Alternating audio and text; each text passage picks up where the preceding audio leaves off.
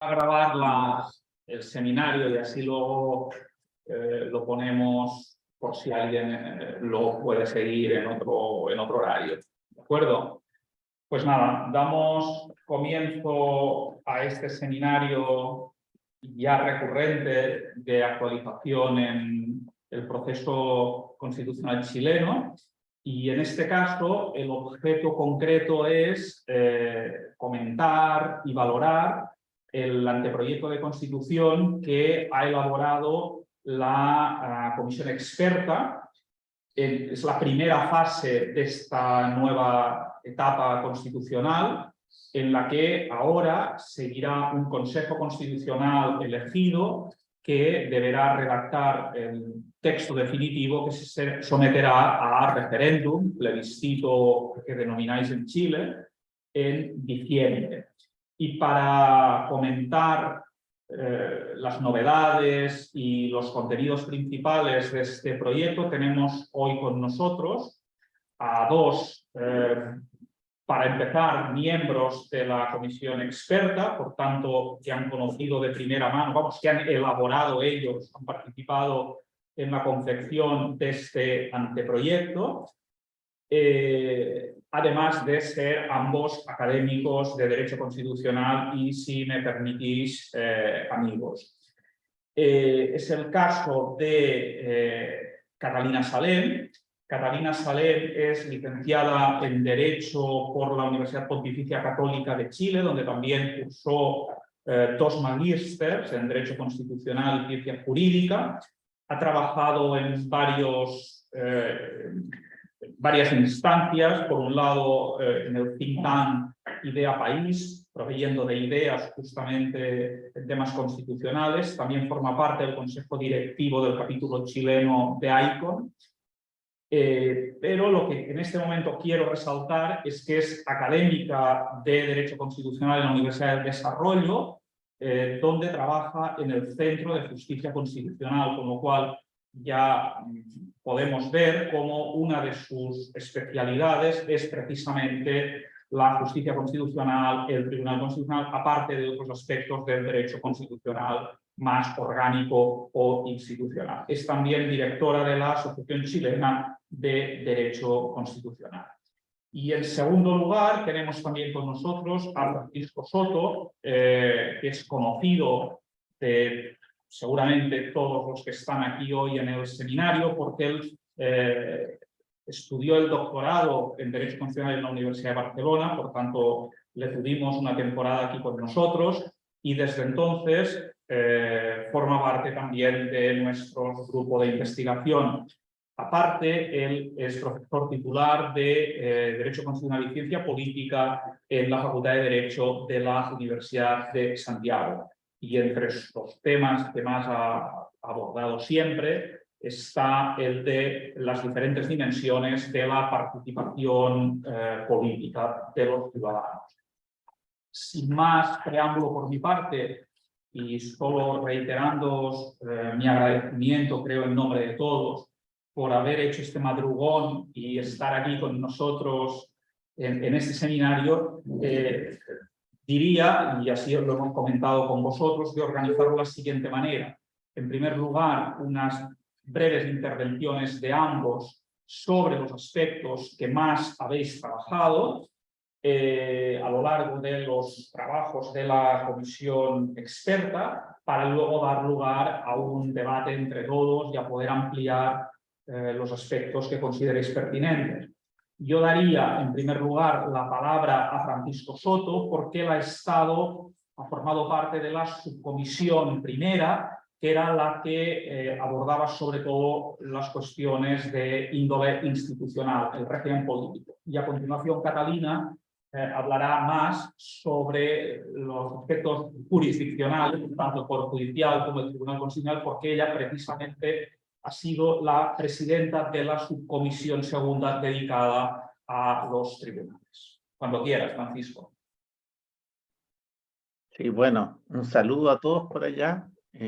No veo muy bien quién está, pero a todos los amigos un abrazo y un saludo al grupo que no pudo estar en el evento, ni siquiera telemáticamente en el evento del 31 del mes pasado. Bueno, estamos cerrando un ciclo muy intenso. Hemos estado 3 meses trabajando día y noche, literalmente, fines de semana. No sé, Catalina tiene más conciencia de los tiempos. Para mí ha sido, digamos, un levantarse y correr todos los días. Un proceso muy complejo, pero muy intenso, intelectualmente y humano. Nos hemos hecho muy amigos entre todos, hemos hecho un grupo y elaborar una constitución y discutir un texto es un proceso de reflexión muy especial, muy particular, y tiene que ver mucho con la cultura política de un país y con las dinámicas y los problemas que se viven actualmente. Entonces, bueno, todavía a lo mejor no tengo no he madurado lo suficiente los temas y el momento, por lo cual les pido disculpas por una reflexión bastante inicial del texto, ¿no? La verdad, es un texto que a mí me sorprendió día a día, ¿no? No soy muy partidario, se lo comenté en el pleno, de los capítulos estos de fundamentación, básicamente porque nuestra historia constitucional no establece 3 o 4 principios, con suerte, y salvo la constitución vigente que establecía unas bases institucionales, nuestra tradición no recogía este tipo de capítulos, ¿no? Y digo que me sorprendí porque la verdad lo hice mío, ¿eh? El texto que se propuso en este tema.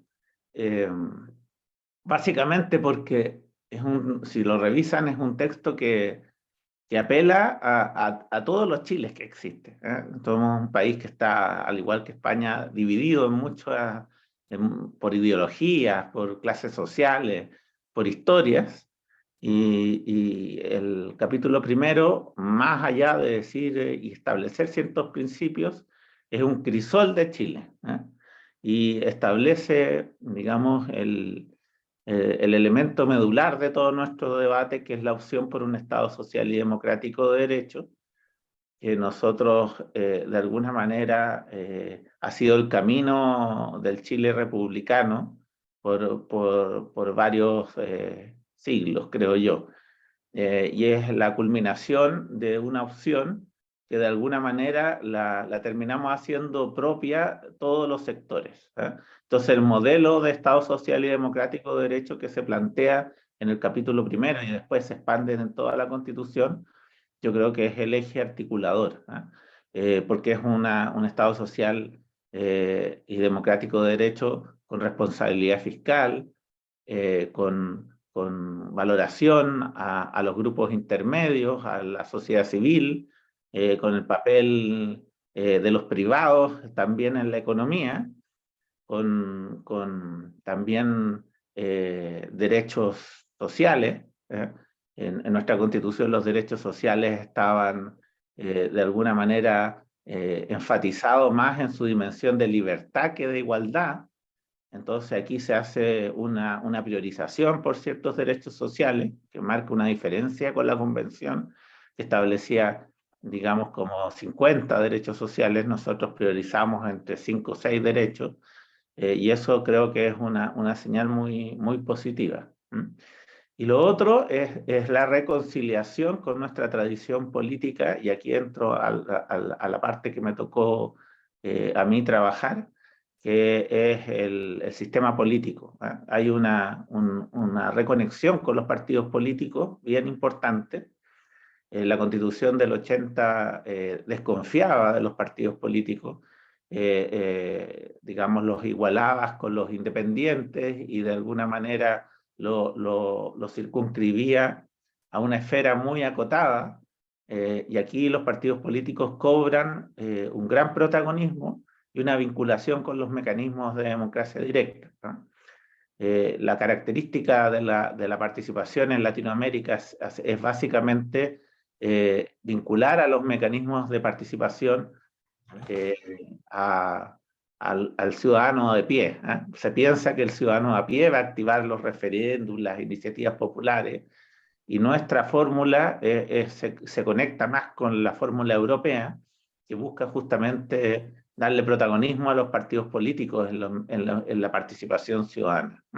Ese es el capítulo 3, donde se establece varios mecanismos a nivel de proceso de formación de la ley, iniciativa popular, lo que se llama acá iniciativa derogatoria, que es el referéndum abrogatorio en Italia o en Uruguay. Se establecen mecanismos de gestión, participación en gestión pública, como en España. Se establecen también otros mecanismos en los distintos niveles de la estructura del Estado. Y el otro tema muy relevante es que se establece un 5% de umbral de participación para que los partidos políticos puedan integrar el Congreso, lo que hace que estamos en un problema bien complejo de participación en Chile en cuanto a la integración de los partidos en el Congreso. Hay más de 20 y tantos partidos, lo que en un contexto de sistema presidencialista lo hace ingobernable. Entonces, con el establecimiento de este umbral, pensamos que se va a reducir a 6 o 7 partidos, que son los más tradicionales. Se establece un montón de medidas vinculadas a establecer partidos programáticos y darle más peso a las directivas para que puedan de alguna manera ordenar a sus militantes en el Congreso. Y creo que eso es algo inédito en la historia de Chile, porque en nuestra tradición, salvo la Constitución vigente que consagra el financiamiento público y ha ido estableciendo una serie de regulaciones, los partidos políticos en Chile nunca se regularon en la legislación ni en la Constitución. Entonces, hay una fuerte opción en ese sentido. Y lo otro tiene que ver por establecer un presidencialismo de coalición y permitir de alguna manera que los programas que se aprueban en la elección de cada presidente se puedan implementar. Entonces hay un montón de medidas en el capítulo de Congreso, en la parte vinculada al presidente de la República y al gobierno, que apunta hacia eso. Se establece, digamos, una serie de mecanismos para agilizar la tramitación de los programas de gobierno. Se fortalece y se mejora, diría yo, el proceso de formación de la ley, que en Chile no se había tocado en prácticamente 200 años. Básicamente nosotros, digamos, tomamos la opción de mantener el sistema de gobierno. Había un gran debate por establecer sistema semipresidencialista o parlamentarista, que de alguna manera dividió profundamente el proceso anterior, y en el caso nuestro tomamos la opción de mantener el sistema de gobierno y de corregirlo sustancialmente.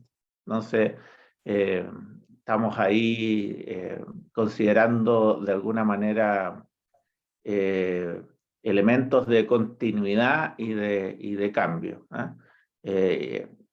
Si uno revisa, a lo mejor no aparece tan evidente los cambios que establecimos, pero hay, en cada capítulo, yo creo que nosotros fuimos la comisión que más presentó enmiendas, cerca de 300 enmiendas para corrección de 5 capítulos, que me parece que está mucha ingeniería de detalle en los mecanismos. Entonces, a lo mejor a partir de preguntas podemos profundizar en eso. Yo quedo hasta ahí. Muy bien. Gracias, Francisco. Catalina, cuando quieras. Sí, voy a ver si puedo compartir, podré compartir pantalla para presentarles un PowerPoint muy cortito. Dame un segundo, que te doy la posibilidad. Gracias. Mientras tanto, les puedo contar un poco cómo fue la metodología de la comisión experta. Como ya adelantó Francisco, estuvimos divididos en 4 subcomisiones. A mí me correspondió estar en la subcomisión 2, que es la de función jurisdiccional y órganos autónomos. Entonces, la subcomisión 1 y la 2 se complementaban en muchos sentidos porque nos abocamos a regular toda la parte orgánica de la Constitución, y además teníamos que estar muy coordinados porque varias normas que se aprobaron en la subcomisión 1 tenían un impacto en la subcomisión 2. Por ejemplo, las mismas ideas e instituciones que quedaron plasmadas respecto a los referendos, la iniciativa popular de ley o la derogatoria de ley, impactaban atribuciones de la Corte Constitucional. Y otra cosa, que casi todas esas discusiones que se dieron al interior de las subcomisiones supusieron que casi todos los acuerdos que se adoptaron fueran dentro de las subcomisiones. Cuando los capítulos llegaron al pleno de la comisión experta, donde estábamos los 24 expertos, uno respetaba el trabajo que se había hecho al interior de cada subcomisión. Entonces, el motor de la comisión experta estuvo en las subcomisiones, y eso tuvo un punto a favor. Se facilitaron mucho los acuerdos, porque éramos 6 personas las que integrábamos una subcomisión, pero al mismo tiempo a veces uno se enteraba en el pleno de algunas normas que requería, uno le hubiese hecho algún ajuste o no, pero hubo un respeto y una deferencia por el trabajo de cada una de las subcomisiones. ¿Quién integraba la subcomisión 2?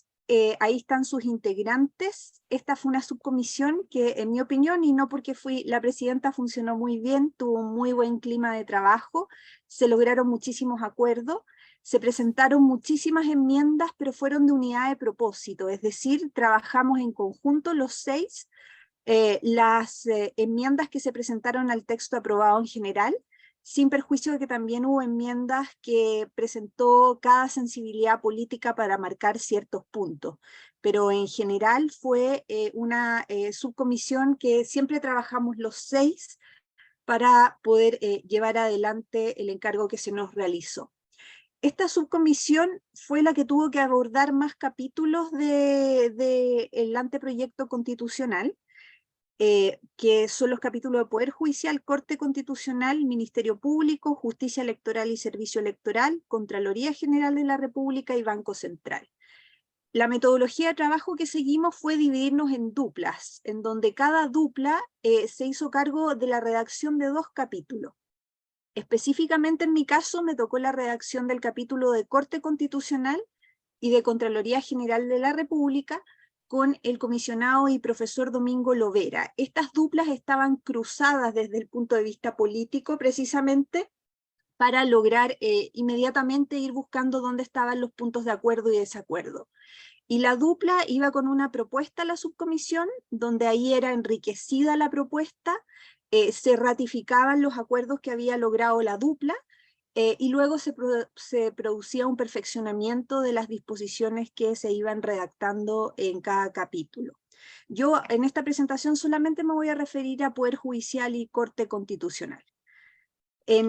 Bueno, acá nosotros como subcomisión funcionamos en la sala de lectura del Senado, y la metodología de trabajo que seguimos para el debate fue invitar a cada uno de los representantes de los órganos que ejercen jurisdicción y también de los demás órganos constitucionales autónomos.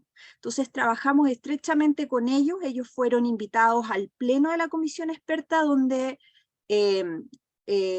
expusieron su posición respecto a la regulación constitucional de cada órgano que representaban. Y en la subcomisión los invitamos 2 veces, una vez con el texto aprobado en general y una segunda vez ya para discutir las enmiendas. Y acá precisamente estamos en audiencia con los representantes de la Corte Suprema. ¿Cuál fue la posición de la Corte Suprema? La gran complejidad del funcionamiento de la subcomisión fue buscar conciliar y ser respetuosos con la posición que nos presentaba cada órgano, con la prudencia y también la apreciación que uno tenía desde afuera del órgano para redactar el capítulo. Aquí cada órgano llegó con su propia agenda que quería dejar plasmada en el anteproyecto constitucional. La posición del Poder Judicial fue la separación de las funciones jurisdiccionales de las no jurisdiccionales, que es un tema que ha estado por largos años presente en el Poder Judicial. Hoy día los jueces tienen una estructura en el Poder Judicial que los obliga a no tener dedicación exclusiva a las funciones jurisdiccionales, sino que también tienen que hacerse cargo de funciones no jurisdiccionales. También la Corte Suprema estuvo a favor de que se plasmara en el anteproyecto constitucional un Consejo de la Magistratura con mayoría de jueces.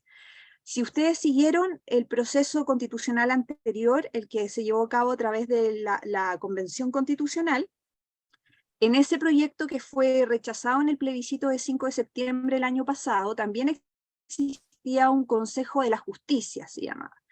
Y el gran problema era que no tenía mayoría de jueces y además tenía atribuciones bastante amplias, fue muy criticado incluso por el mismo Poder Judicial, porque se estimaba que podía afectar la independencia externa del Poder Judicial. También la posición del Poder Judicial fue que esos jueces que integraran este Consejo de la Magistratura fueran elegidos entre los mismos jueces, y esa fue una posición que también sostuvo con mucha fuerza la Asociación Nacional de Magistrados. Otros dos temas que en realidad no eran materia de la subcomisión, pero como nosotros fuimos los que recibimos en audiencia a la Corte Suprema, se nos hicieron presentes, era que ellos estimaban que debía consagrarse algo que ellos ya están aplicando, que es la supraconstitucionalidad de los tratados internacionales. Sin embargo, esta posición fue muy controvertida al interior de la comisión experta y no se acogió esta tesis por ninguna de las subcomisiones, porque afectaba finalmente el sistema de fuentes del derecho. Hoy día la misma Corte Suprema está envuelta, está en la primera plana de nuestra contingencia esta semana, porque tenemos una tercera sala constitucional que ha ido adoptando distintos criterios en materia de justiciabilidad de derechos sociales que han impactado de alguna u otra medida en las atribuciones del Congreso Nacional. Y tiene que ver precisamente con esta posición de la supraconstitucionalidad de los tratados internacionales. La Constitución chilena vigente no toma una posición respecto a la jerarquía normativa de los tratados internacionales. El Tribunal Constitucional en su jurisprudencia ha señalado que tienen un rango infraconstitucional pero supralegal, sin perjuicio de que utilizan los tratados internacionales para complementar el catálogo de derechos que tiene la Constitución. Entonces esto generó mucho debate en las 4 subcomisiones y finalmente el anteproyecto tampoco adopta una posición sobre la jerarquía de los tratados internacionales de derechos humanos. No se llegó a un acuerdo porque algunos querían que tuviera carácter rango constitucional, otros supraconstitucional, otros que se mantuviera el estatuto actual. Y respecto a la justiciabilidad de los derechos sociales, la Corte Suprema estimaba que debía seguir habilitado el llamado recurso de protección, que es un amparo de derechos fundamentales en Chile. Actualmente la Constitución vigente excluye los derechos sociales de ese recurso de protección, pero la misma Cortes de Apelaciones y la Corte Suprema, que son los tribunales que conocen de este amparo, los han hecho justiciables mediante 2 teorías. La de la conectividad, es decir, lo vinculan con un derecho que sí es justiciable, por ejemplo, en materia de salud, que no es un derecho justiciable directamente, lo terminan amparando vía derecho a la vida o vía integridad física y psíquica, que sí es un derecho que puede ser objeto de una acción de protección. Esa fue la posición de la Corte Suprema. ¿Qué fue lo que decidió la subcomisión y que fue aprobada por la comisión experta? En primer lugar, el capítulo de Poder Judicial, si ustedes lo revisan en el anteproyecto, se van a dar cuenta que tiene una parte dogmática y una parte orgánica. La parte dogmática da una definición de la función jurisdiccional un poco más ciudadana que lo hace actualmente la Constitución vigente. También se establecen o se explicitan una serie de fundamentos de la función jurisdiccional, como la independencia, la imparcialidad, la inamovilidad, la responsabilidad, etc. Se establece entonces un listado de esos fundamentos.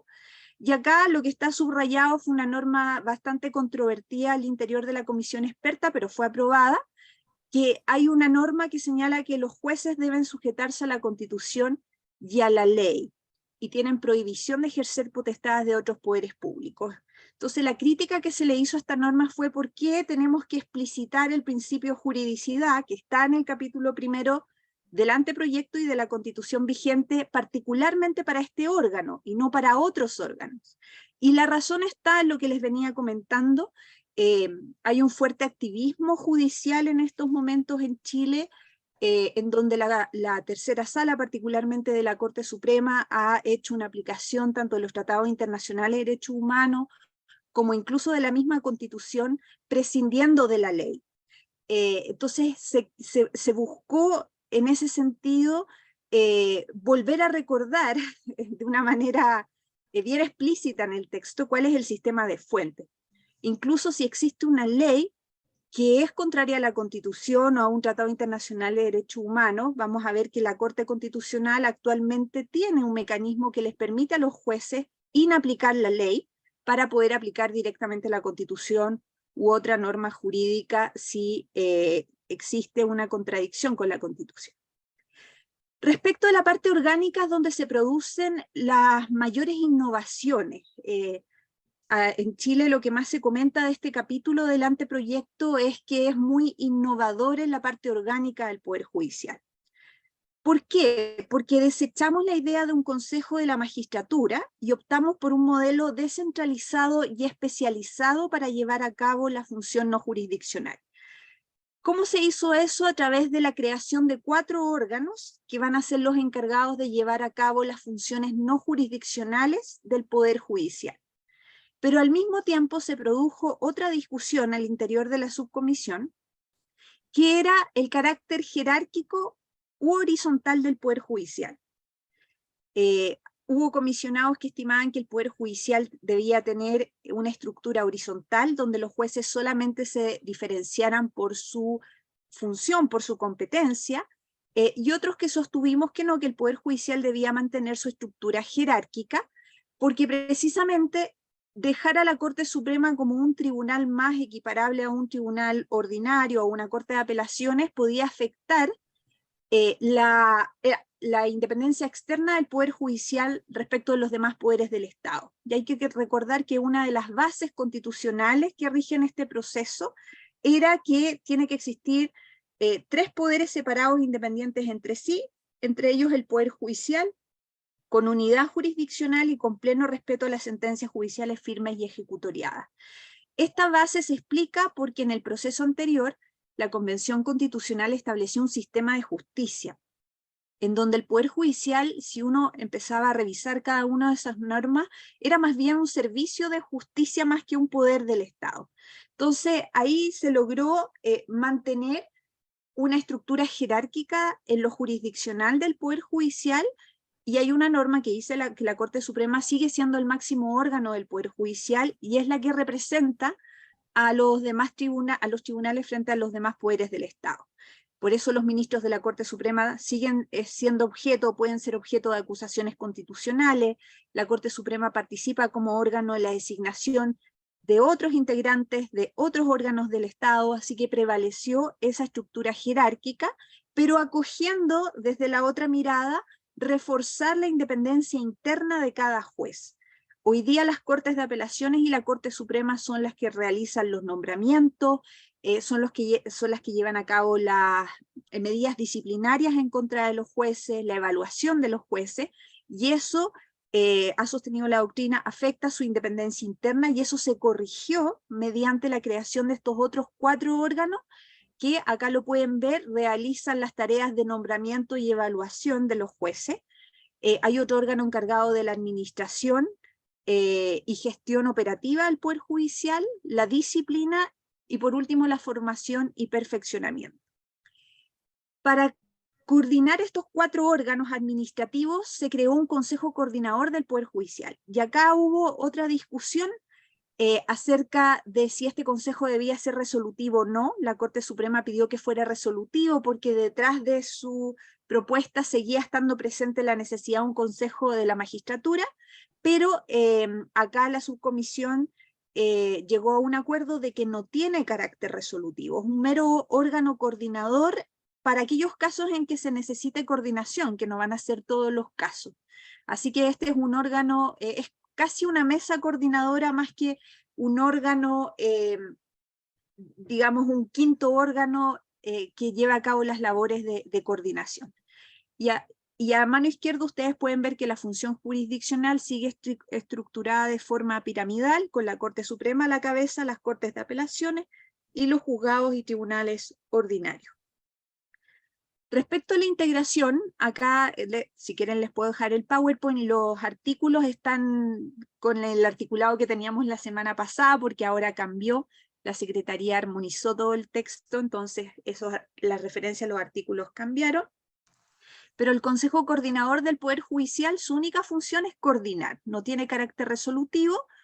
La integración está el presidente de la Corte Suprema, dos ministros de la Corte Suprema elegidos por su pleno, un ministro de las Cortes de Apelaciones designado por sus integrantes, y 2 miembros de cada órgano autónomo elegidos por sus consejos directivos, dentro de los cuales al menos uno debe ser juez, y con esto se asegura que la integración sea mayoritariamente judicial.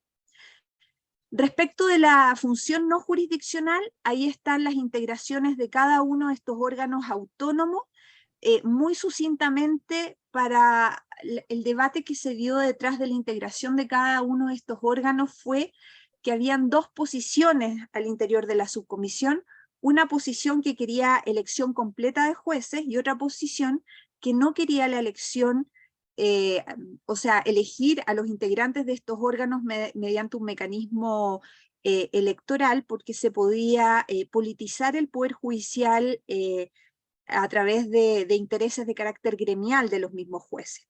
Entonces se llegó a una posición intermedia, que es que en cada una de las jurisdicciones de cortes de apelaciones se eligen, los jueces pueden elegir por elección popular, o sea, por elección democrática más bien, pueden elegir a 2 jueces. Pero esos jueces, y acá viene, ¿no es cierto?, como una solución ecléctica, no saben a qué órgano no jurisdiccional van a irse, entonces no pueden hacer campaña para ir a un determinado órgano. Por ejemplo, si me eligen yo en el órgano de nombramiento, voy a hacer esto, esto, otro. Simplemente un juez que decide postularse para ser elegido por sus colegas, lo único que sabe es que se va a ir a integrar cualquiera de estos 4 órganos autónomos. La elección le da el derecho a ser parte de un pool a partir del cual se hace ese sorteo, y los sorteados pasan a integrar estos órganos que también son sorteados. Su destino a algunos de estos órganos también es sorteado. Y de esa manera se buscó disminuir los riesgos de corporativización del Poder Judicial. No es una solución que convenció a todos, y acá se puede ver el carácter pactado, consensuado de algunos contenidos del anteproyecto. Bueno, ahí estamos también con los representantes de la Corte Suprema, todos los integrantes de la subcomisión. Paso ahora rápidamente a la Corte Constitucional. La posición de la Corte Constitucional fue mantener el nombre del Tribunal Constitucional. ¿Por qué se cambió el nombre? Una de las primeras votaciones que tuvimos que hacer como comisión experta fue la estructura del anteproyecto, es decir, el índice. Y ahí perdimos por 1 voto, creo, o 2 votos, ya no lo recuerdo, mantener el nombre de Tribunal Constitucional. Con el cambio de nombre se buscaba dar una señal política, porque el Tribunal Constitucional chileno en el último tiempo se ha desprestigiado muchísimo, se ha visto fuertemente politizado, y hoy día vive una crisis de legitimidad bastante importante. Entonces, con el cambio de nombre se buscaba, entiendo, los promotores de esa iniciativa buscaban comenzar de nuevo. La postura del Tribunal Constitucional fue eliminar el voto dirimente del presidente. Esta no es una atribución del presidente que esté consagrada a nivel constitucional, sino que está consagrada a nivel legal.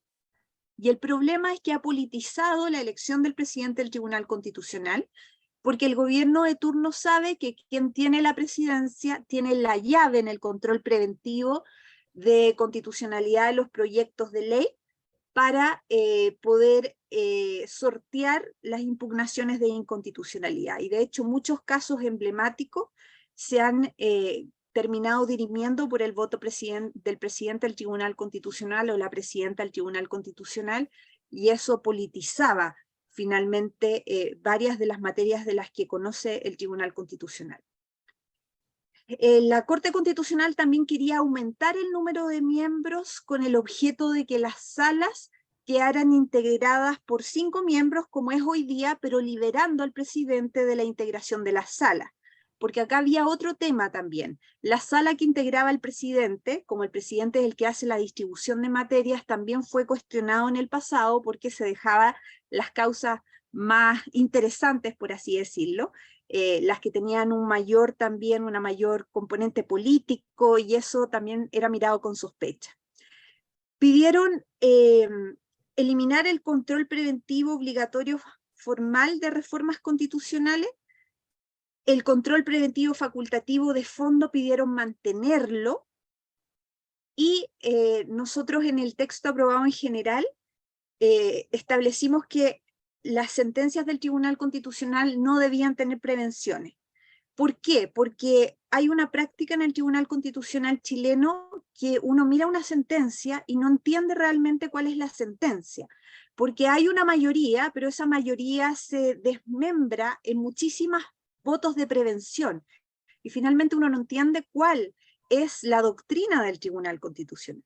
Entonces ellos nos pidieron, bueno, ya que no vamos a poder hacer las prevenciones en la sentencia, sino que solamente votos en contra, permítannos tener un cuaderno separado, porque igual las prevenciones tienen, como ustedes saben, un aspecto favorable, que es que eso a uno le permite ir siguiendo ciertos cambios de jurisprudencia, que a lo mejor empiezan como una prevención, pero en unos años más son la doctrina del Tribunal Constitucional.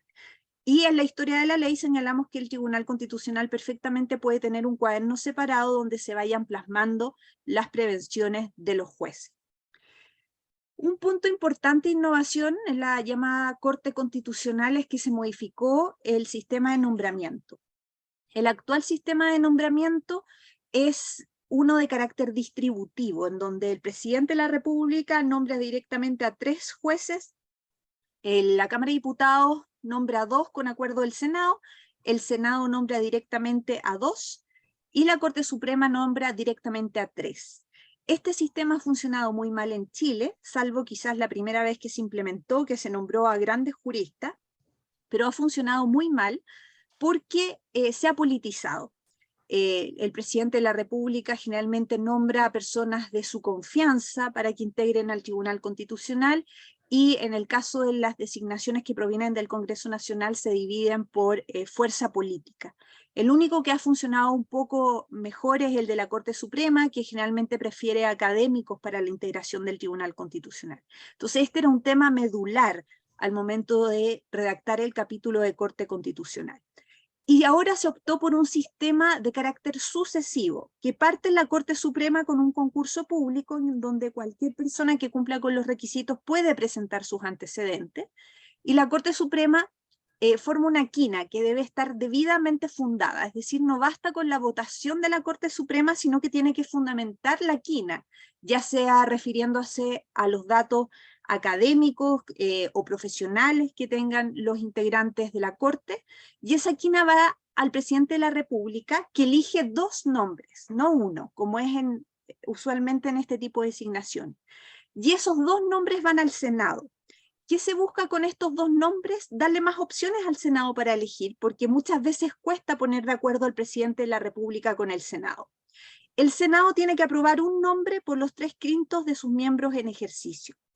Esa regla o este procedimiento se puede repetir hasta por 2 veces. Si no hay acuerdo en el Senado, se sortea dentro de los 4 nombres que ha propuesto el presidente de la República, es decir, dentro de las 2 duplas propuestas se sortea un nombre, y así se asegura la integración de la Corte.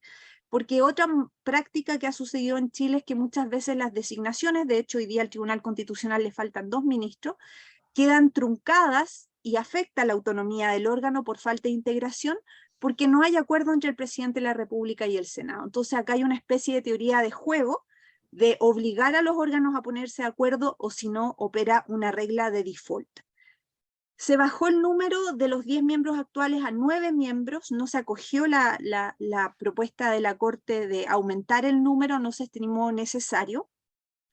Y además se estableció una regla de renovación anual, es decir, cada año se va a designar a uno de estos nuevos integrantes con la finalidad de despolitizar o desdramatizar un poco la elección de cada uno de estos integrantes. Hoy día se eligen por duplas, incluso por trío cada año, y eso genera un fuerte cambio y vuelco en la jurisprudencia.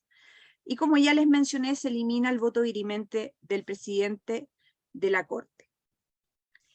Lo único malo de este sistema anual de nombramiento es que recién en el 2033 podríamos tener plena aplicación de un nombramiento al año por cada 9 años, porque lo que hicimos en una disposición transitoria fue respetar el actual mandato de los integrantes del Tribunal Constitucional. Entonces ahí está esquematizado cómo se iría aplicando esta regla a lo largo de los años.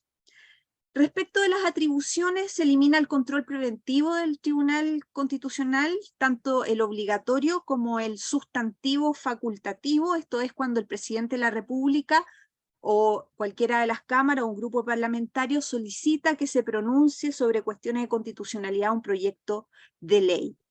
En la subcomisión hubo 2 posiciones encontradas, quienes defendíamos la necesidad de controles por parte de la Corte Constitucional, y otra posición que la verdad no cree en la existencia de tribunales constitucionales. Ahí el profesor Domingo Lovera, fiel exponente de la doctrina de Waldron y también del profesor Atria en Chile, que fuimos los 2 que redactamos el capítulo, tuvimos que ponernos de acuerdo a alguna medida.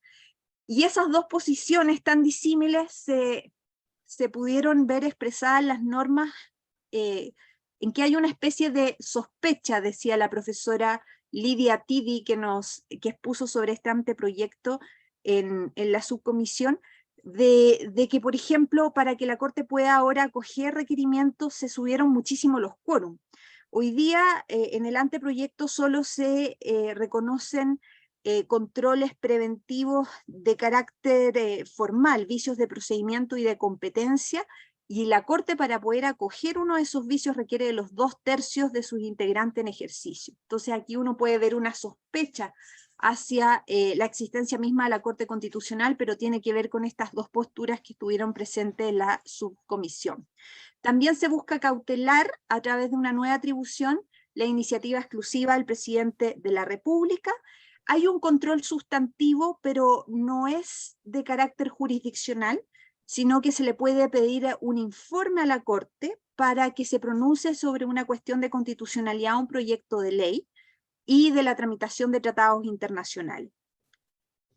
También se le entregan las contiendas de competencia entre autoridades nacionales, regionales, provinciales y comunales. Respecto de la inaplicabilidad, esto si quieren, si alguien tiene alguna pregunta, lo podemos ver después. Se buscó perfeccionar la acción de inaplicabilidad, que es aquella que permite dejar sin aplicación un precepto legal que un juez tiene que aplicar en una gestión judicial pendiente por ser contraria a la Constitución, por producir efectos contrarios a la Constitución, que es la atribución que más utiliza el Tribunal Constitucional. ¿Cómo se perfeccionó? Dejando claro una discusión que se estaba dando en la doctrina, que es un control concreto, es decir, lo que se midan son los efectos aplicativos del precepto legal y no su contraste directo con la Constitución política. Y acá ya no estamos mirando el funcionamiento de la Corte con el legislador, sino con el Poder Judicial. Porque una de las grandes discordias que se ha producido en el ejercicio de esta atribución es que muchas veces el Tribunal Constitucional dicta una sentencia que no es obedecida por el Poder Judicial, ya sea porque aplica un precepto legal que el Tribunal Constitucional ha declarado inaplicable, o no lo aplica a pesar de que el Tribunal Constitucional le ha dicho que sí lo puede aplicar. Por lo mismo, en los efectos de la sentencia se establece la fuerza obligatoria de la sentencia estimatoria o desestimatoria de inaplicabilidad para que el tribunal de la gestión pendiente lo incorpore en su razonamiento. Entonces el juez ahora va a estar obligado a hacerse cargo de esa sentencia de inaplicabilidad. En muchos casos los litigantes iban al Tribunal Constitucional, ganaban una causa y después se encontraban con que el juez hacía caso omiso de esa sentencia. De manera tal que se establece una regla especial para que el juez, sea que se trate de una sentencia estimatoria o desestimatoria de inaplicabilidad, logre incorporarla en sus atribuciones. Y me quedo hasta aquí porque me he excedido mucho en el tiempo, pero me tocaban dos órganos muy complejos para nuestro Estado de Derecho, sin perjuicio que ustedes puedan hacer algún tipo de pregunta. Muchas gracias, Catalina. O sea, yo simplemente querría subrayar algunos aspectos que se han dicho o que se han de alguna manera dado por sentados, con la impresión que me suscita como punto de partida de este coloquio.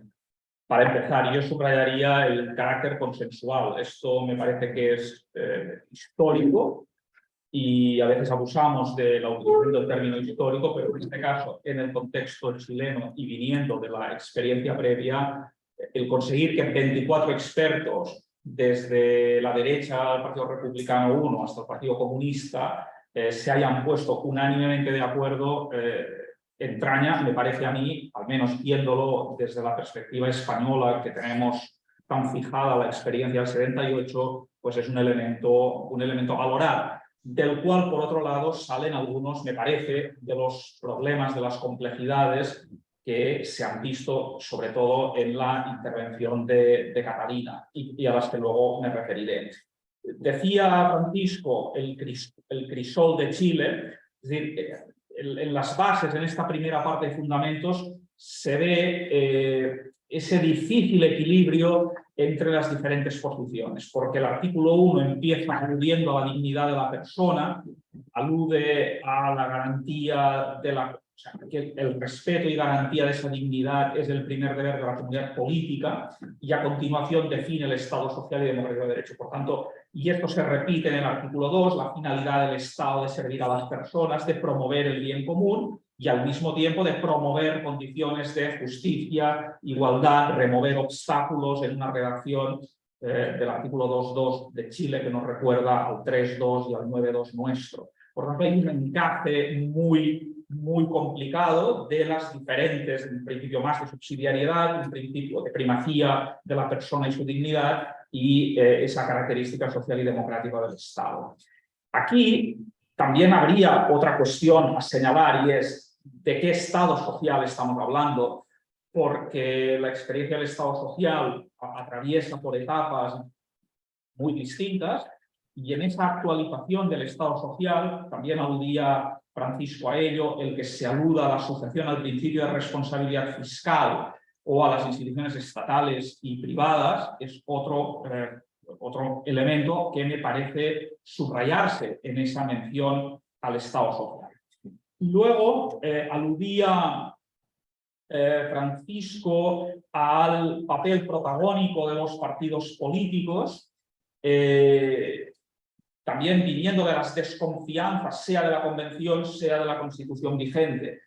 Ahí mi objeción es que quizá se ha ido demasiado lejos. Se ha ido demasiado lejos, por ejemplo, introduciendo unas grietas al mandato libre de los parlamentarios, no sé cómo lo veis, el hecho de... para mí este es un tema importante, o incluso, no sé cómo veis, la cuestión de la democracia militante, que no alude solo a formas de actividad, sino también a objetivos de los partidos políticos. Bueno, hay ahí, por tanto, elementos de continuidad, elementos de cambio. Y respecto a los poderes judiciales, yo creo que efectivamente lo primero que sale a la vista después de la intervención de Catalina es la gran complejidad del sistema creado, en lo orgánico de esos 4 órganos, que no tengo yo noticia de otras experiencias en derecho comparado que hayan diseminado el órgano de la magistratura en estos 4 órganos, aparte del de coordinación. Tú nos has dado unas claves de la forma de entenderlo y de la composición también, por tanto, muy compleja de esto.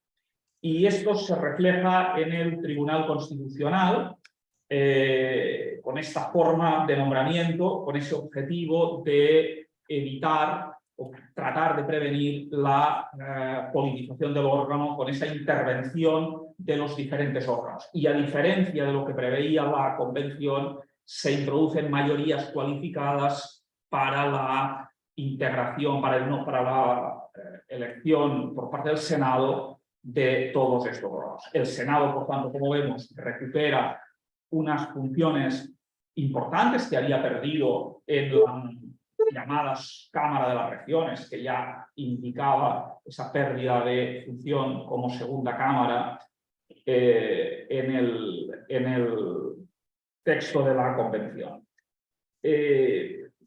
Bueno, este es un poco el resumen de lo que habéis dicho. Se podría seguir efectivamente con cuestión de selección de los derechos sociales, ese catálogo amplio pero al mismo tiempo limitado y más realista de los derechos sociales y de su garantía judicial. Y solo un último apunte, también aludía a ello Catalina, esa posición de los tratados internacionales. Yo creo que habéis optado por el modelo español, que en España ha funcionado muy bien, que es el de el carácter interpretativo de los tratados internacionales en materia de derechos humanos, sin ampliar, digamos, de una forma tan ambigua y tan inconcreta el parámetro de constitucionalidad a normas fuera de la Constitución y de orígenes tan heterogéneos. Es lo único que quería subrayar y completar de la explicación. Abramos ahora un turno de intervenciones. Y un último punto, no lo habéis tocado, que me llama la atención, es la no constitucionalización del sistema electoral. Se deja para la ley, para una ley cualificada, creo recordar que la única, 4/6, pero en definitiva se deja fuera aspectos tan importantes como los distritos, las circunscripciones, sistema electoral, aparte sería que ha de ser proporcional, pero no se concreta más. Y una última duda que tengo, perdonad, es, ahora no recuerdo el artículo, no sé si es el 81, sí, cuando habla del sistema de fuentes, concretamente los tipos de leyes, con los diferentes quórums o mayorías requeridos. Esa primera norma, las normas legales que interpreten preceptos constitucionales, que exige el mismo quórum que la aprobación de la reforma constitucional, ¿exactamente qué es? Porque no es una reforma constitucional, es interpretación de la Constitución, pero una norma interpretativa. Ahí quizás también se ve otra característica transversal a todo el documento, que es cierta suspicacia frente a ese, que también aludías tú, del activismo judicial y por tanto poner coto a la función de los jueces por parte de los órganos legislativos legítimos. No sé si lo he interpretado bien. A partir de ahora, perdona, me he extendido. ¿Alguien quiere intervenir? Xavier. Yo, desde la ignorancia, quisiera que me explicarais, por favor, un poco lo que representa la acción de inaplicabilidad. ¿Pere? Sí. No, soy yo de Atleti. No, una pregunta muy rápida, es un tema que no habéis tocado, pero que a mí me ha interesado. He visto que el proyecto de constitución dedica un capítulo al Banco Central. Cosa curiosa para nosotros, pero me parece realmente muy bien. Una gran cosa. Me imagino que este Banco Central es una institución que está prevista para la política monetaria, al estilo que hace la Reserva Federal de los Estados Unidos o el Banco Europeo en la Unión Europea, el Banco Central en la Unión Europea. Pero mi pregunta es, y es un poco complicado, está garantizada la independencia de este Banco Central. ¿De qué manera la Constitución garantiza la independencia frente al gobierno, frente a los poderes del Estado y sobre todo frente a las relaciones políticas? Porque en esto coincide un poco con lo que acaba de decir José María, nosotros estamos un poco de vuelta respecto a lo que estaba en los partidos políticos. Porque aquí el problema es total, es demasiado protagonista. Hasta el punto de que nos hablamos de que la forma de separación entre legislativo y ejecutivo podría radicalizar no existe, no está. Pero bueno, la pregunta era esa. ¿Esto va a presentar, está regulado precisamente, bueno, de forma expresa y completa en la Constitución, en el proyecto, y de qué forma se asegura su independencia respecto a los derechos del ciudadano? ¿Hay alguna pregunta más en este momento? Si os parece, podéis contestar y luego abrimos otro grupo. Francisco, quizás primero, para seguir. Bueno, yo me voy a hacer cargo de las preguntas que tienen que ver con los temas que yo traté, porque imagino que lo del Banco Central y la acción de inaplicabilidad, Catalina va a querer responderla. Entonces, me centro un poco en el planteamiento de José María. José María no tiene, ya me la había planteado en términos personales, sus dudas sobre el tema de los partidos políticos. Yo hablaría un poco del contexto acá. O sea, en la comisión 1, que fue la que me tocó trabajar a mí, básicamente, más que estructurarnos en torno a modelos preestablecidos, lo que hicimos fue hacer un diagnóstico de la situación país. Y a partir de la situación, de ese diagnóstico establecimos medidas. Y existían integrantes de la comisión que no eran todos académicos. O sea, en nuestra comisión había exministros de la presidencia, abogados asociados a partidos políticos, y ellos defendieron con mucha fuerza esta idea de regular los partidos, ¿no? De hecho, la idea de un capítulo de representación y participación que es inédito en nuestra historia constitucional provino de una propuesta de la derecha, ¿no? Estaba como bastante arraigado la idea de fortalecer los partidos y de establecer este tipo de mecanismos. Entonces, yo creo que sobre todo ustedes tienen mucho que decir, ¿no? Si es que esto se aprueba y que después tenemos que hacer la legislación correspondiente, porque esta idea de darle un protagonismo a los partidos en la participación de la ciudadanía es algo que viene de la Constitución española y de varios otros textos europeos. Establecer umbrales y darle, digamos, establecer medidas desde arriba para de alguna manera poder reencauzar la participación de la ciudadanía, yo creo que son procesos que deberían ser diagnosticados con mayor profundidad, ¿no? Y a lo mejor nosotros podríamos aprender mucho de ustedes en torno a qué no hacer y qué hacer en este aspecto. Entonces yo creo que ahí se abre un enorme espacio de diálogo y de cooperación. Y yo creo que GEDECO y la Universidad de Barcelona podría jugar un papel de articulación con nosotros, sobre todo pensando en que por lo menos mi facultad va a estar cercano al proceso legislativo que se vaya a hacer si esto se aprueba. Incluso, yo diría, me anticiparía al proceso que se viene. El Partido Republicano, que es el que tiene mayoría en el Consejo, que se acaba de instalar, refrenda todas estas medidas que hemos propuesto en sistema político. Y como piensa que puede ser gobierno para la próxima elección, quiere ordenar el trabajo de los partidos políticos en el Congreso y poder dar mayor gobernabilidad al sistema.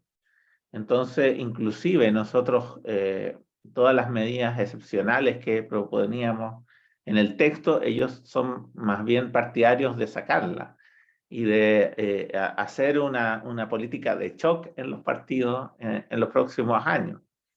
Entonces, ahí se abre todo un tema de debate muy, muy interesante.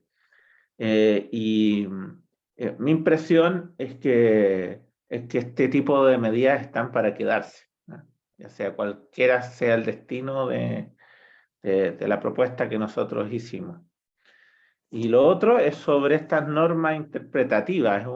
En nuestra tradición constitucional existe, primero desde la práctica y después la Constitución del 80 la regula, la idea de que existan normas interpretativas, y se le quiso asignar el quórum a la norma que se pretende interpretar. Ese es el sentido de lo que tú preguntabas, José María. Quedo hasta ahí. Gracias. Catalina. Sí, a ver, respecto de la acción de inaplicabilidad, la verdad que les podría hablar un día completo sobre esa acción porque mi tesis de doctoral, que espero entregar prontamente, una vez que esté más aliviada de este proceso, es precisamente sobre la acción de inaplicabilidad.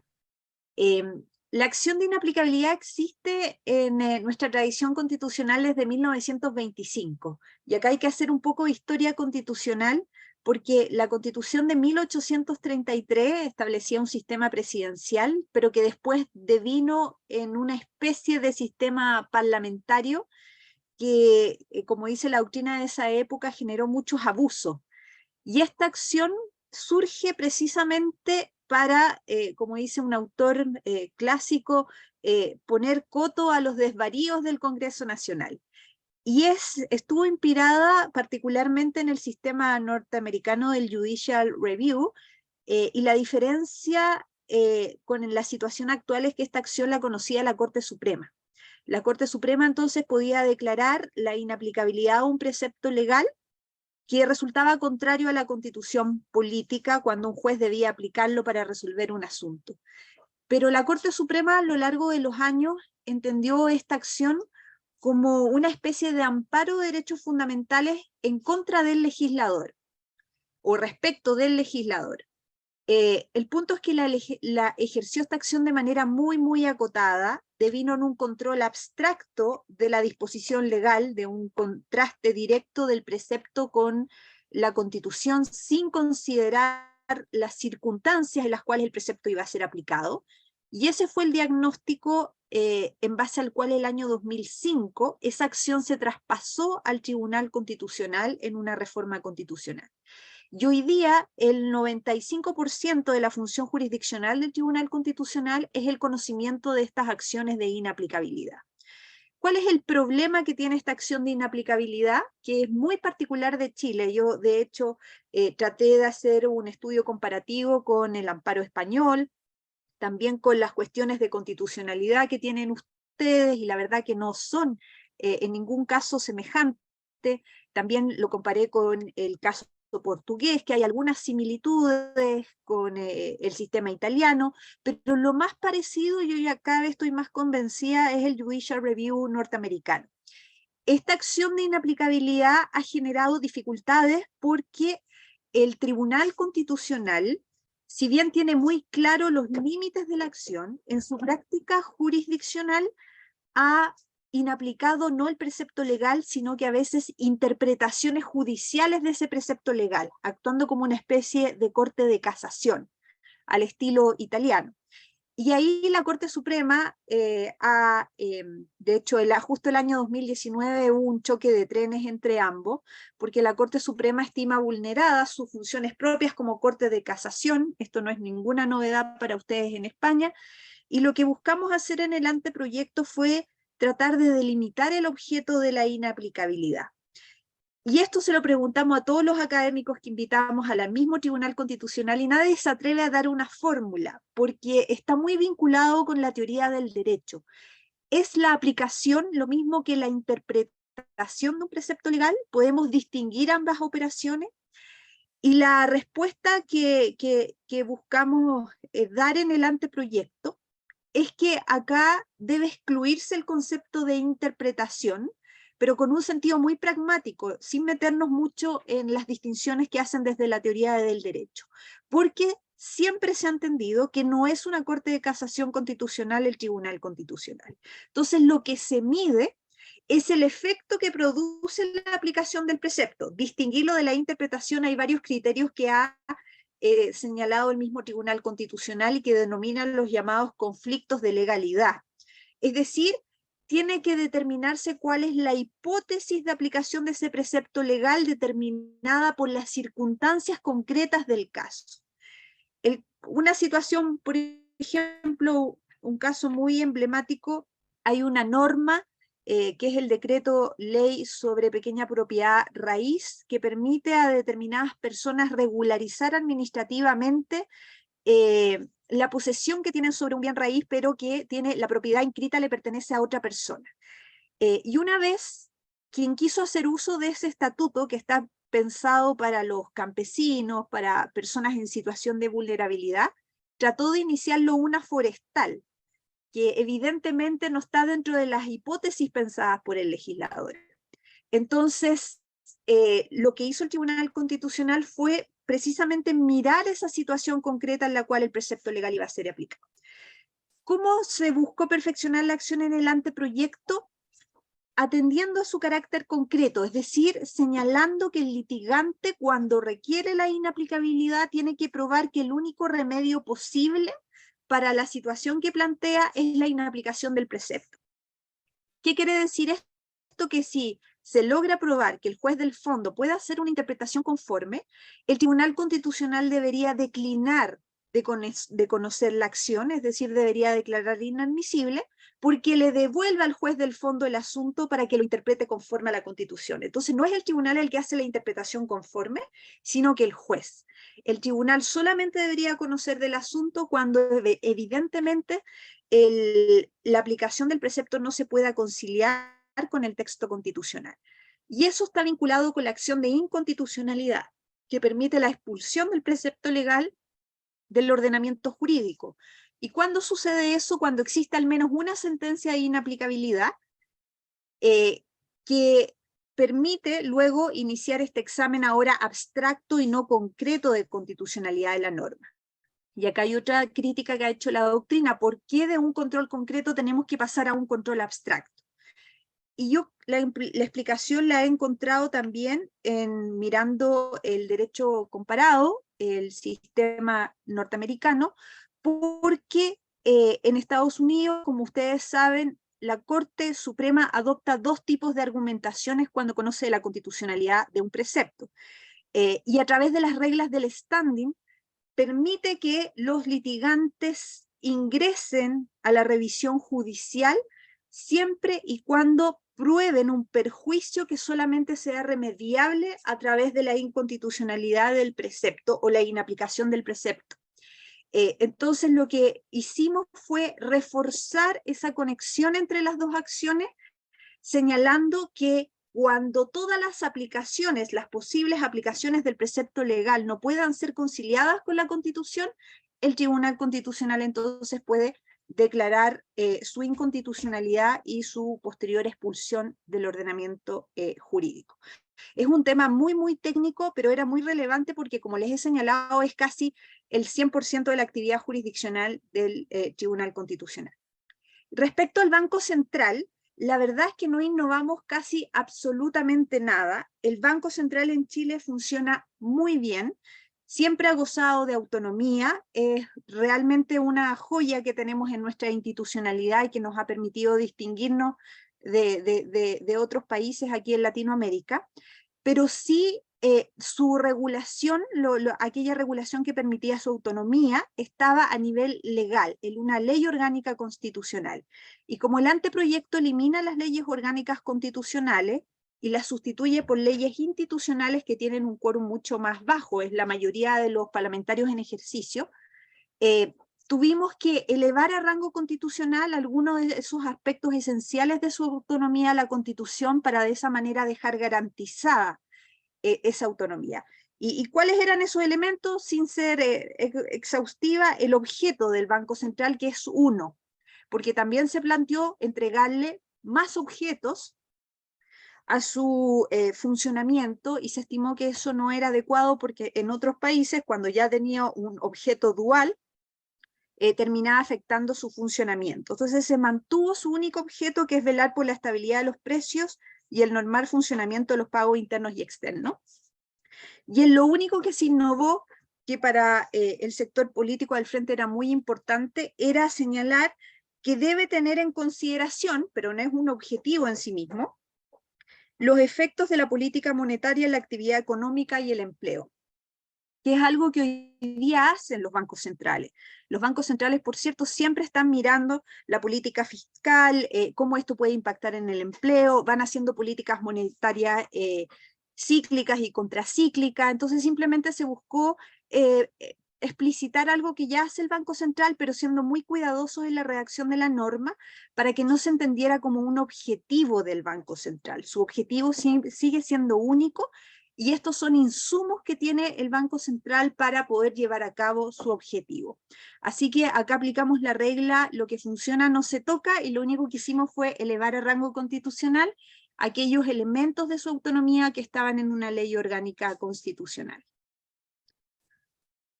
Muchas gracias. Veo que hay unas preguntas de Beatriz, pero mientras tanto, aquí también algunos quieren hacer... ¿Marco? Sí, yo tenía una pregunta en esta misma línea del Banco Central, en general relativa a los organismos constitucionales autónomos, que tienen todo un mecanismo de nombramiento parecido, pero en las garantías de independencia, de autonomía, tienen algunas diferencias, sobre todo el Banco Central y el Servicio Electoral, si no me equivoco. Yo lo que quería saber es justamente si ha funcionado, por ejemplo, el modelo del Banco Central, ¿por qué no se ha replicado por los otros organismos? Y en ese sentido, si los organismos que han aparecido ante la subcomisión han podido influir en determinar las garantías de independencia, el procedimiento de remoción, el procedimiento de nombramiento. ¿Alguien más quiere hacer? ¿No? Una más Sí, de Antonio. y ahí hay unas preguntas. Sí, yo creo que se pueden leer porque desde aquí no las leemos bien. Entonces, ¿Alguien más? bueno, no sé si los mismos ponentes la leen y la responden, ¿no? Porque Sí. ellos sabrán mejor. Sí, pues hay una pregunta de Beatriz y otra de Antonio Martín, ¿no? Yo sé que no lo puedo ver.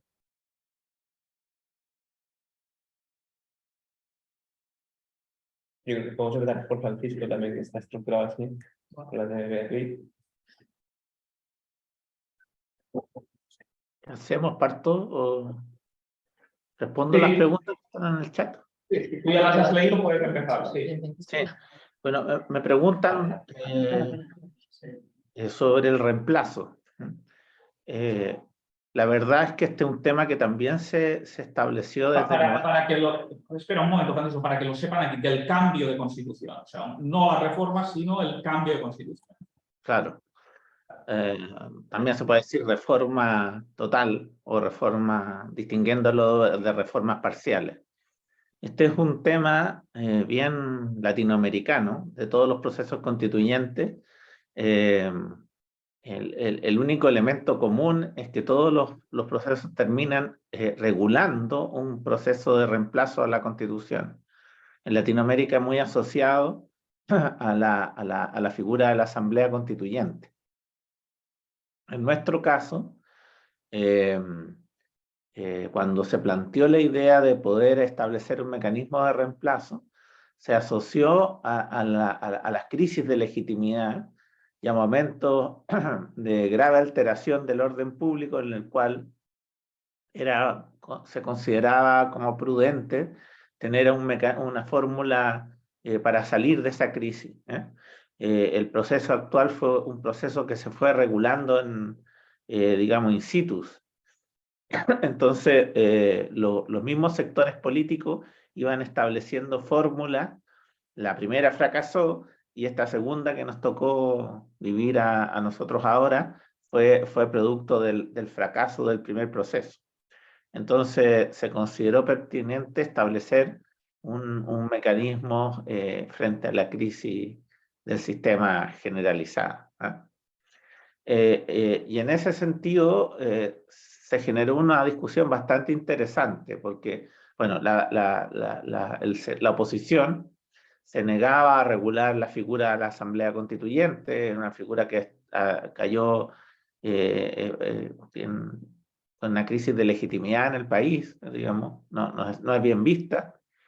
Entonces, a nuestro sector le pareció razonable que el Congreso fuera el que de alguna manera liderara el proceso de reemplazo. Y propusimos una fórmula que finalmente no fue acogida, y que era disolver las cámaras para que se eligiera un Congreso constituyente. La derecha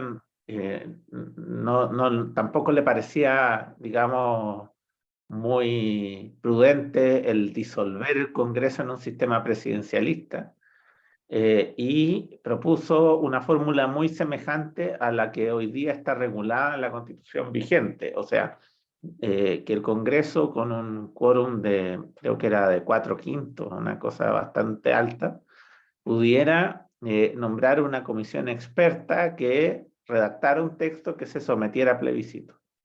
Y el acuerdo que finalmente llegamos en el texto es básicamente que esto se desarrollara en 2 congresos. ¿Ah? El primer congreso, que bajo el mismo modelo, pero con un quórum más moderado, de 2/3, vía propuesta del presidente de la República, pudiera elaborar un proyecto a través de una comisión técnica, y ese texto fuera refrendado por un segundo congreso, el cual se va a ver sobre todo al momento de elegirse, digamos, confrontado si acepta o rechaza la propuesta del primer congreso. ¿Ah? Y eso tenía que ratificarse por este segundo congreso y después someterse a plebiscito. O sea, es un mecanismo muy enredado ¿cómo se llama? Que fue el que finalmente logró navegar y ser aprobado por la comisión experta. Eso. Y lo otro... Cierto, ¿no? perdona, se parece mucho a nuestro artículo 168 para la reforma total, con una Exacto. cosa bien hecha, y es que establecéis un quórum reforzado de reforma constitucional de esto, que es una de las críticas que se hacía allí. Sí, exacto. Ha de hacerse por 2/3. Más está lo de la comisión experta, que esto se mantiene. Sí. Bueno, la verdad es que este debate aquí es muy primigenio, pese que en Latinoamérica está bastante instalado. Entonces, algo que hicimos es mostrar experiencias comparadas, las nórdicas, la de España, y eso de alguna manera permitió que los comisionados de la oposición se sumaran a esta fórmula, ¿no? Yo les voy a dejar un paper que acabo de publicar, no sé si lo han visto, sobre este tema. Ahí está en el chat. Y en cuanto a las leyes orgánicas constitucionales, lo que pasa es que acá existía una serie de normas supramayoritarias, leyes de quórum calificado, leyes orgánicas, y producto de una reforma reciente, los quórums se tendieron a ser igualados, ¿no? Y ese criterio quedó muy sensible al momento de elaborar este texto, y se trató básicamente de establecer un par de normas diferenciadas, y dentro de las normas diferenciadas está lo que se llama ahora leyes institucionales, que son bastante semejantes a las leyes orgánicas constitucionales, pero con un quórum más tenue que el que tenían las leyes orgánicas constitucionales en el formato de la Constitución anterior. Los quórums supermayoritarios, igual que el Tribunal Constitucional, fueron muy criticados durante el proceso digamos, de debate constitucional, porque básicamente se ha pensado a lo largo de estos últimos 30 años, ha permitido un poco mantener el modelo que, digamos, de las leyes que aprobó la dictadura militar. Entonces, era visto como un sistema no democrático, y se tiñó todos estos mecanismos con una visión muy crítica, que de alguna manera no mira el derecho comparado y no ve que estos mecanismos dentro de un sistema democrático son bastante eficientes, ¿eh? Entonces, había una tensión en la comisión por establecer quórum supermayoritario por algún grupo, y otro que no quería este tipo de mecanismos porque de alguna manera consideraban debilitaban el sistema democrático. Catalina. Sí. Respecto a los sistemas de nombramiento de los órganos constitucionales autónomos, la verdad que se da una situación muy particular, porque no hicimos una regla uniforme para todos los órganos, sino que cada órgano tiene una regla distinta. Y uno se preguntará, bueno, ¿por qué? ¿Por qué tener tantas reglas distintas de designación? Y yo creo que la respuesta es por la cultura y la práctica política que ha demostrado que determinados sistemas de nombramiento han funcionado bien y otros han funcionado muy mal, y tiene que ver con la función que cumple el órgano. En el caso del Banco Central, la verdad el sistema de nombramiento es muy sencillo. El presidente de la República propone un nombre que lo tiene que aprobar el Senado. ¿Ha afectado ese sistema la autonomía del Banco Central? Para nada, pero también porque los presidentes de la República se toman muy en serio la designación de los consejeros del Banco Central. Siempre han sido personas con un perfil técnico muy, muy alto, y un presidente de la República sabe que si designa a alguien que no cuente con un perfil que tenga una buena acogida en general en nuestro sistema, la economía se le puede venir abajo, literalmente. Entonces son muy cautelosos los presidentes de la República, hay una conversación con el Senado, y la verdad que nunca ha generado ruido la designación de un consejero del Banco Central. Pero esos mismos mecanismos que se aplica para el Banco Central en otros órganos ha generado el caos, como en la Corte Constitucional, por ejemplo. En materia de justicia electoral, el Tribunal Calificador de Elecciones está integrado por ministros de la Corte Suprema, que para evitar la politización de su designación se hace mediante sorteo. Entonces, como pueden ver, cada órgano tiene su sistema de nombramiento, responde a prácticas institucionales propias del país, y hasta el momento no se ha afectado la autonomía de ninguno de ellos, salvo, diría yo, el más problemático era el del Tribunal Constitucional, que ahí sí se podía percibir una politización. El Ministerio Público, que es el órgano encargado de la investigación y la persecución penal, la última designación del fiscal nacional fue muy controvertida en Chile, porque el presidente de la República designó un nombre que fue rechazado por el Senado, luego designó otro que también fue rechazado, y luego ya quería que la Corte Suprema llamara un nuevo concurso. La Corte Suprema le dijo que no, que simplemente se iba completando la quina con los nombres que iban saliendo, y eso generó una gran crítica al sistema de designación. En mi opinión, el sistema de designación funcionó muy bien. El problema estuvo en que el presidente no se quiso poner de acuerdo con el Senado antes de enviar al nombre. Todos estos sistemas de nombramiento parten por una conversación informal entre el presidente y el Senado para no tener ningún chascarro en el Senado. Y finalmente prevaleció la voluntad del Senado, y el presidente tuvo que enviar el nombre que el Senado siempre quiso. Así que yo diría que depende de cada órgano, de la naturaleza de cada órgano.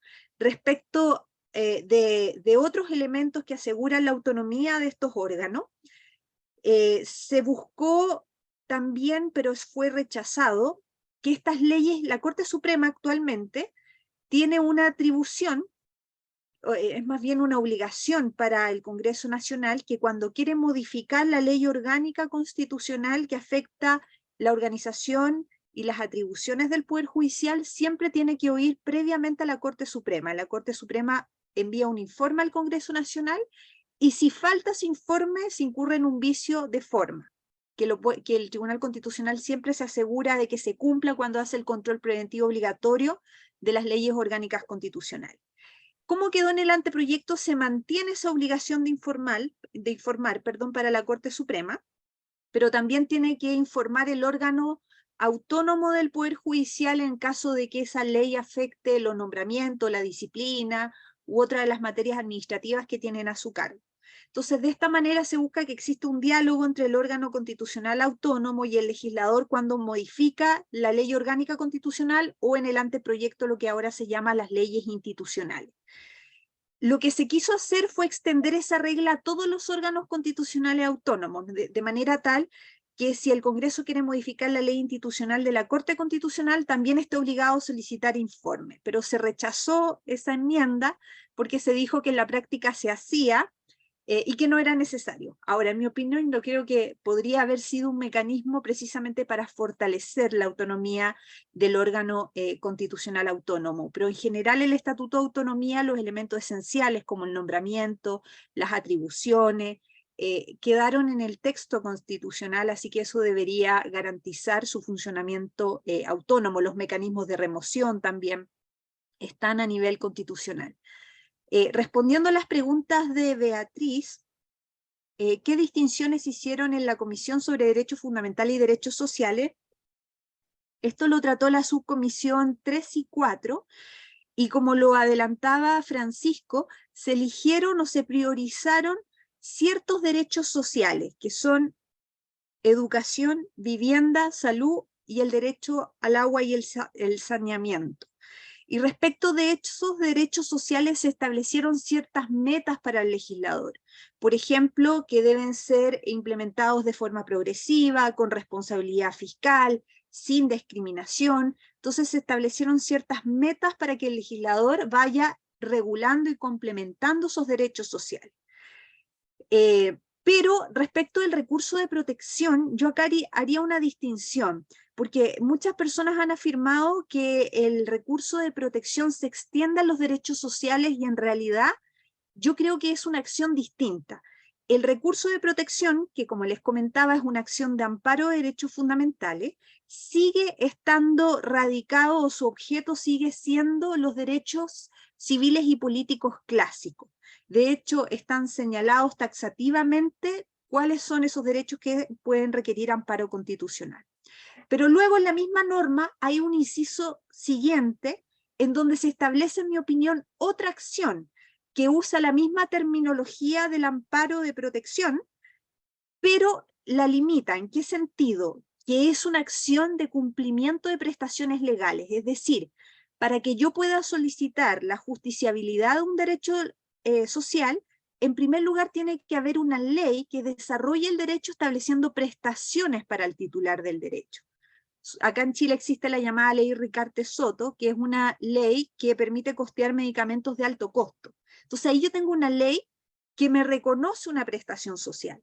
Y en caso de que se me prive o se perturbe o amenace mi acceso a esa prestación legal, o bien se me discrimine en el acceso a esa prestación legal, entonces procede esta acción de cumplimiento que es similar a la protección, pero no es la protección.